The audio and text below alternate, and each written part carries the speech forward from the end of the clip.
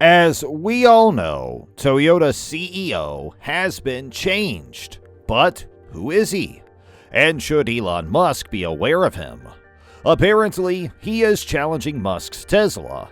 Is he moving too quickly? Will he be able to beat Elon in this game of the EV market? Let's dig a deep hole to understand what has been going on in the automobile industry, only here on Tech Addicts. So fasten your seatbelts and let's go places.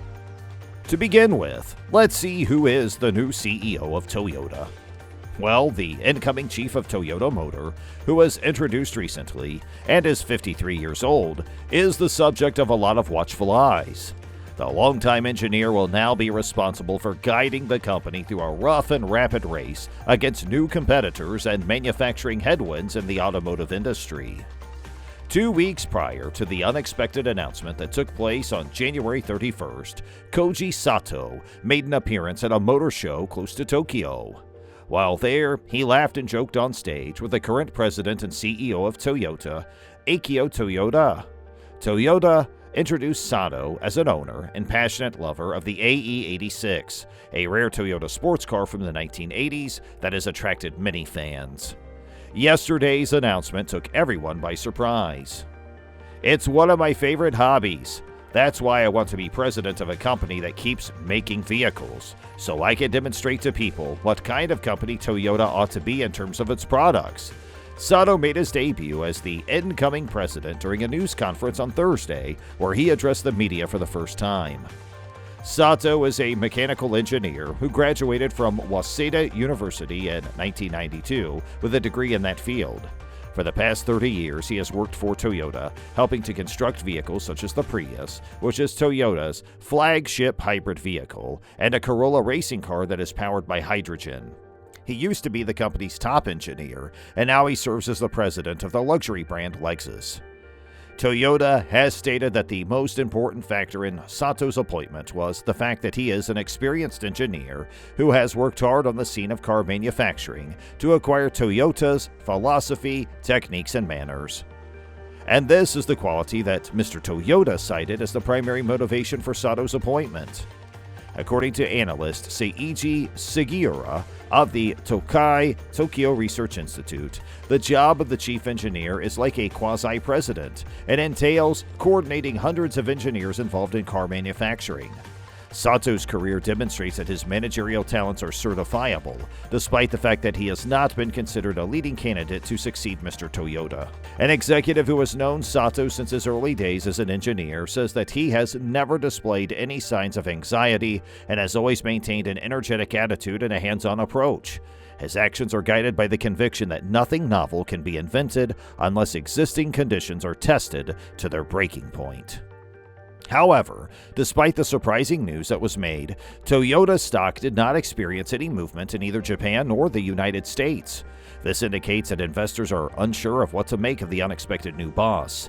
They were last traded for 1,900.5 yen in Tokyo on Friday, which is a mere 0.4 increase from the previous day's close. As the new president of Japan's most valuable firm and largest automaker, Sato has been tasked with full model changing Toyota from a car maker into a mobility company. This transition will take place over the next 5 years. The long-standing automaker needs to be nimble enough to deal with the altering notion of automobiles that have been prompted by technology innovation in new areas like CASE, which stands for Connected, Autonomous, Shared, and Electric. One of the most important issues is how to react to the growth of the market for electric vehicles, which is widely anticipated to be the industry's next battleground due to the pressing need to reduce carbon dioxide emissions from transportation. Younger companies like Tesla and BYD are getting a boost from this trend, which allows them to increase their presence among the other companies in their industry and compete more effectively with their more established counterparts both domestically and internationally, such as Honda Motor and General Motors. Mr. Toyoda, on the other hand, has maintained his position that the climate situation requires a multi-solution approach, which casts light not only on electric vehicles, but also on hybrids and vehicles that operate on hydrogen as well. The idea was reiterated by Sato in a video clip that was shown during the news conference on Thursday. going electric is not the only method available for accomplishing this objective. When it comes to becoming carbon neutral, you need to truly look at things from every angle.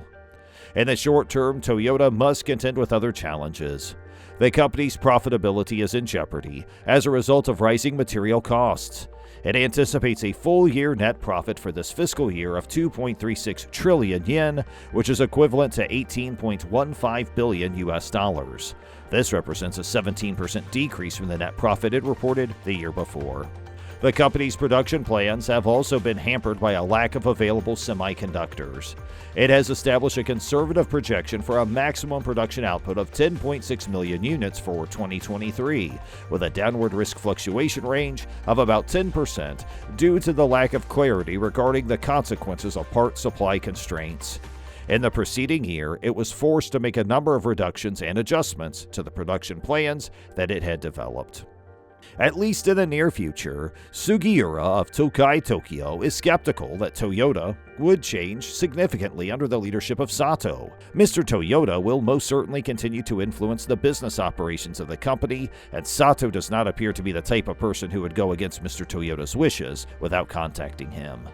However, the upcoming chairman, who will be 66 years old, admitted yesterday that he is an old-fashioned person who has difficulty understanding the tendencies of the future generation. He stated that he had reached his limitations as Toyota's chief executive officer and was unable to lead the firm beyond that of a car maker.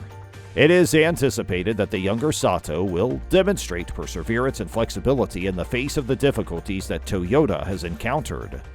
Sugiura predicted that Sato would continue to work in his current role for another 10 years. During that time frame, perhaps we'll see something.